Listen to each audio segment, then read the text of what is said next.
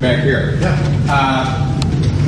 We're seeing through QE1, QE2, QE3, I think, or I don't know. Yeah.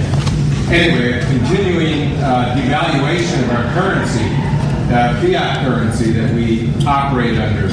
Is there anything underway in the works? Anyone dealing with that or trying to put pressure on Secretary Bernanke to, or what's the correct term? Czar. Ben Bernanke, Chairman of the Federal Reserve. yeah, Federal Reserve, which is a very unusual arrangement to begin with. Speaking of quantitative easing, shoving more currency into the marketplace. The theory behind quantitative easing is if you shove more currency in, you'll speed up the economy and start to move. But there's a downside. Like every policy, there's a downside. It reduces. If you put more dollars into the system, the dollars that are currently residing in the economy are of less value.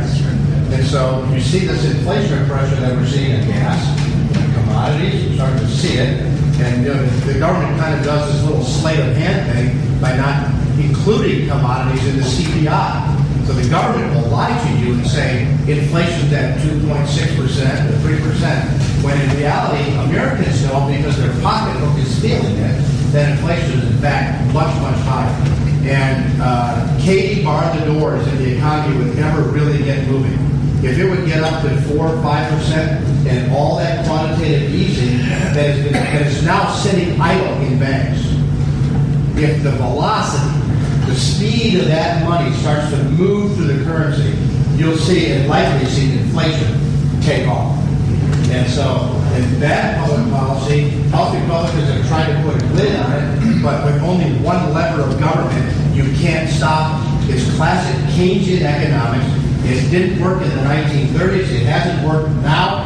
And, they keep talking, we need to spend more, spend more, and spend more. We've been spending $1 trillion more than taking in every year for 4 years. If spending were the solution, we'd have the boomiest economy on the planet. It's not. The number one thing this economy needs right now is confidence. And we don't have confidence. If you look at it, because I think here's a real classic, simple explanation. If you look at typical Keynesian thought, and John Maynard Keynes was an economist that kind of is now the leading thought maker in American economics. But his whole thing was you shove money into the system so consumer spending goes up. As consumer spending goes up, more people are employed to make those products and services, and you end up with coming out of it. Now, the problem with that is during this recession, consumer spending only went down a little bit. It only dropped down to 2007 levels. And so, what was 2007? It was the end of a huge boom. So it went up and dropped back to here and then took off again. Consumer spending was never the problem with the economy. If you look at another scale, and you look at private investment from businesses, that investment dropped. It fell right to the floor and stayed down and just gradually coming up a little bit at a time. And the gap between where spending is and where spending was is what I call the confidence gap. Businesses are lacking confidence that if they go buy a new building, that if they go invest in new equipment, they buy new trucks or a new tractor, that the customer will be there. And they're worried about this regulatory environment that is just oppressing them and crushing them. I hear from it all the time where business owners here in the district are calling me and saying, why has the government declared war on you? Now, if you sense that the government is out to get you, are you likely to spend your money?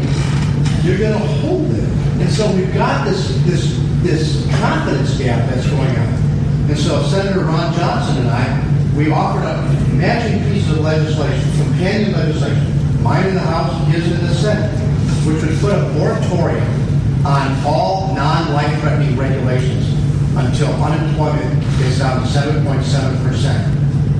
We believe that there's a connection between employment and regulations. That bill will be coming up for a committee hearing in a week or two in the House. It will get to the floor, and we'll pass it to the House, and it will go to the Senate and die. But this is the type of reforms that businesses need to feel that the government will just give them some space to grow without crushing them. Let me give you an example. In 2006, which was under President Bush, the EPA, through the Clean Air Act, required coal-fired boilers, like in all our paper mills around here, coal-fired boilers to meet certain clean air standards. So the paper industry and the energy industry responded to that and spent millions and millions of dollars to get their coal-fired boilers cleaner. Well-intentioned stuff. They got it clean. Now they've met that standard, and here 3 years later, 4 years later, the EPA moves the bar again. And they raise the bar again after they've spent all these millions, and now they're demanding that they spend all these more millions. And at some point, you have to say, you know what, Jason, the EPA puts a regulation out there, and you meet it. You ought to at least be grandfathered for that boiler until it goes past its useful life, because you've done what they've asked you to do. They shouldn't be able to change the rules every 3 years just because they want to. There ought to be some common sense in this. And we've got this overreach going on, and it's beating us down. So I don't know if you got a chance to look up that I sent that out to my staff to get me the actual text. Senator Rand Paul is proposing a bill in the Senate that will pull back a lot of the EPA overreach, and I just ended up on a conference call the other night about that, and so I'm researching it as well. Yeah, right. I think it's something we probably all want to. I sent my staff a kind of emails and told the legislation so I can see it when I get back. Yeah, I know. Other comments? Yeah. First of all, thank you for taking your time today coming here. Going from farmer to congressman had to be an enjoyable trip.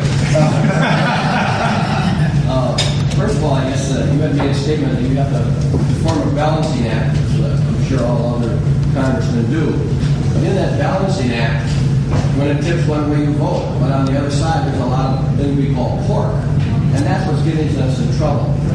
And what I guess we always hear all the time that the liberals are always saying that the conservatives are never willing to compromise. But isn't what compromise what got us in the trouble we are today because of that tipping of the balancing act? Isn't that what got us in trouble today? In part, and I'll say in part. Remember that the founders set up a system that required it. And that's how they did. And in fact, if you look at the very founding of our country, our founders were almost all slaveholders. But our founders wrote these words: all men are created equal and endowed by their Creator with certain inalienable rights, that among these are life, liberty, and the original language is property. Benjamin Franklin changed that into pursuit of happiness. And these men who were slaveholders were wanting to form a country. And there was a value they would have preferred to include an abolition position in our founding documents. But they knew that they would never get the country if they did. And so on something as principled as slavery, they were willing to find a place of compromise. And they developed a system of government that required it. Now, we can say it's corrupting and it isn't working as well as it should, but compromise is one of the basic tenets of how it should work.